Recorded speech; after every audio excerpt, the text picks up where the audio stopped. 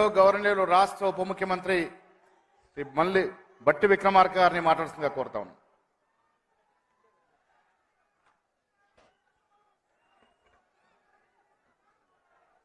సభాధ్యక్షులు, రాష్ట్ర కాంగ్రెస్ కమిటీ కార్యనిర్వాహక అధ్యక్షులు, శాసన మండలి సభ్యులు మహేష్ కుమార్ గౌడ్ గారికి, రాష్ట్ర ముఖ్యమంత్రి వర్యులు, రాష్ట్ర కాంగ్రెస్ కమిటీ అధ్యక్షులు శ్రీ రేవంత్ రెడ్డి గారికి, మంత్రివర్యులు సీతక్క గారికి, మంత్రివర్యులు శ్రీధర్ బాబు గారికి, మంత్రివర్యులు తుమ్మల నాగేశ్వరరావు గారికి, మంత్రివర్యులు కోమటిరెడ్డి వెంకటరెడ్డి గారికి, మంత్రివర్యులు కొండా సురేఖ గారికి, శాసన మండలిలో కాంగ్రెస్ పక్ష నాయకులు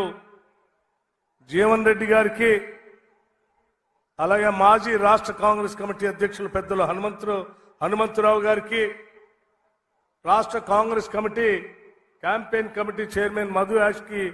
గౌడ్ గారికి, అలాగే నూతనంగా రాష్ట్ర కాంగ్రెస్ కమిటీలో సుదీర్ఘమైనటువంటి పార్టీకి సేవలు చేసినటువంటి వారిని రాష్ట్ర ప్రభుత్వ సలహాదారులుగా నియమించబడినటువంటి షబ్బీర్ అలీ గారిని, అట్లాగే గౌరవ శాసనసభ్యులు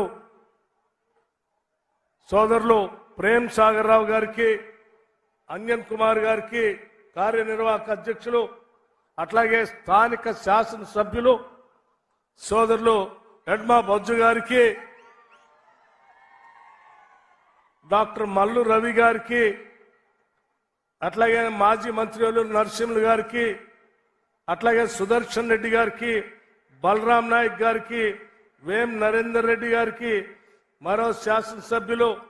మా వేములవాడ శాసనసభ్యులు శ్రీనివాస్ గారికి, ఇంకా వేదిక మీద ఉన్నటువంటి కాంగ్రెస్ పార్టీ కార్యనిర్వాహక సభ్యులు పెద్దలు అందరికీ, అలాగే అనేక గ్రామాల నుంచి ఈ సమావేశానికి ఇక్కడ విచ్చేసినటువంటి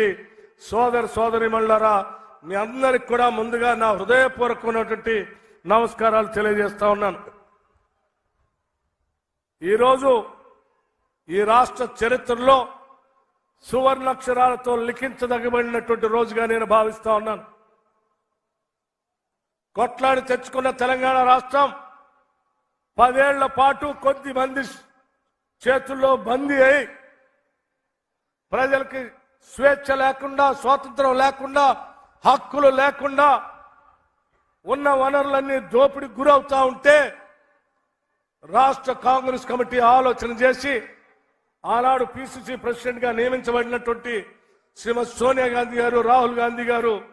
ఆశీస్సులతో నియమించబడినటువంటి రేవంత్ రెడ్డి గారు ఇదే ఇంద్రవల్లి దగ్గర నుంచి ఆనాడు శంఖారావం పూరించడం జరిగింది. మేము వస్తాం, ప్రజల కష్టాలు తీరుస్తామని చెప్పి ఆనాడు ఇక్కడి నుంచే పిలిపివ్వటం జరిగింది. ఇక్కడ మొదలుపెట్టినటువంటి ఆనాటి పోరాట యాత్ర అంతిమంగా ఈ రాష్ట్రంలో జరిగినటువంటి సాధారణ ఎన్నికల్లో ఇందిరమ్మ రాజ్యానికి అశేషమైనటువంటి మీ అందరి ఆశీస్సులతో అపారమైనటువంటి మెజారిటీతో ఈరోజు ఇందిరమ్మ రాజ్యం ఈరోజు రాష్ట్రంలో ప్రజాప్రభుత్వం ఏర్పడినటువంటి ప్రజాప్రభుత్వం ద్వారా ఇచ్చినటువంటి మాటను మర్చిపోకుండా ఇంద్రవల్లి దగ్గరకు వచ్చి అదే మేశ్రం వంశస్థులైనటువంటి నాగోబా దేవాలయం దగ్గర నుంచి ఇచ్చిన మాటను నిలబెట్టుకుంటూ ఈ ప్రాంతం నుంచి అభివృద్ధి కార్యక్రమాలకి శ్రీకారం చుట్టాలనేటువంటి ఆలోచనతో మొదలుపెట్టినటువంటి సభే ఈనాటి ఇంద్రవల్లి సభ అని కూడా ఈ సందర్భంగా మీ అందరికీ మనవి చేస్తా ఉన్నాం. అంతేకాదు ఈ ప్రాంత ప్రజల కోరికల హక్కుల కోసం ఆనాడు పోరాటం చేసిన అనేక మంది ఆదివాసీల అమరవీరుల స్తూపం దగ్గర నుంచి ఆనాడు ఏ మాట అయితే ఇచ్చామో ఆ మాటను నిలబెట్టుకోవటం కోసం అదే స్తూపం దగ్గరకు వచ్చి మళ్ళీ మాటిచ్చి వెళ్తా ఉన్నాం. ఈ రాష్ట్ర ప్రజల సంక్షేమం కోసమే ఈ రాష్ట్ర ప్రభుత్వం కట్టుబడి ఉంటుందని ఈ సందర్భంగా మీ అందరికీ మనవి చేస్తా ఉన్నాం. స్నేహితులారా, ఇదే ఇంద్రవల్లి ఆనాడు నేను సిఎల్పి నాయకుడిగా, ఆనాడు రాష్ట్ర కాంగ్రెస్ కమిటీ అధ్యక్షుడిగా రేవంత్ రెడ్డి గారు ఓ పక్కన సభలు సమావేశాలు భారీ బహిరంగ సభలు చేసుకుంటూ నేను ఇక్కడి నుంచి పాదయాత్ర మొదలుపెట్టాను. ఇదే ఇంద్రవెల్లికి ఆనాడు ఈ పరిసర ప్రాంతాల్లో ఉన్నటువంటి అమాయకులైన అనేక మంది గోండు ప్రజల జీవితాల్లో మార్పు రావాలని జీవితం మొత్తం అంకితం చేసినటువంటి గద్దరన్న కూడా ఆనాడు పీపుల్స్ మార్చ్ కార్యక్రమంలో పాల్గొనటం ఇదే స్తూపం దగ్గర మా అందరి చేత ప్రమాణం చేపించిన సంఘటన కూడా గుర్తు చేస్తా ఉన్నాను. అటువంటి యోధుడు శ్రీ గద్దరన్న గారి పేరు మీద నిన్ననే రాష్ట్ర ప్రభుత్వం కవులు కళాకారులకి సినిమా రంగానికి ఇచ్చేటువంటి నంది అవార్డుని తెలంగాణకి తలమానికంగా ఉన్నటువంటి తెలంగాణ కోసం పోరాటం చేసినటువంటి గద్దరన్న పేరు మీద గద్దరన్న అవార్డులుగా ప్రకటించి మేము ఈ ప్రభుత్వం పోరాట యోధుల ఆలోచనల్ని అమరవీరుల ఆలోచనల్ని తాడిత పీడిత ప్రజానిక కళల్ని నిజం చేయటం కోసం ఇందిరమ్మ రాజ్యం పనిచేస్తుందని చెప్పేటువంటి ఉదాహరణకి ఈ 2 కార్యక్రమాలుగా మీ అందరికీ చెప్తా ఉన్నాను. అదేవిధంగా ఈ ప్రాంతంలో పాదయాత్ర చేస్తున్న సందర్భంలో అనేక మంది గోండు కుటుంబాలు మా దృష్టికి తీసుకొచ్చినటువంటి ప్రధానమైనటువంటి అంశం ఐటీడీఏని పునరుద్ధరించమని, సెల్ఫ్ హెల్ప్ గ్రూప్స్ కి డబ్బులు బాగా ఇవ్వని,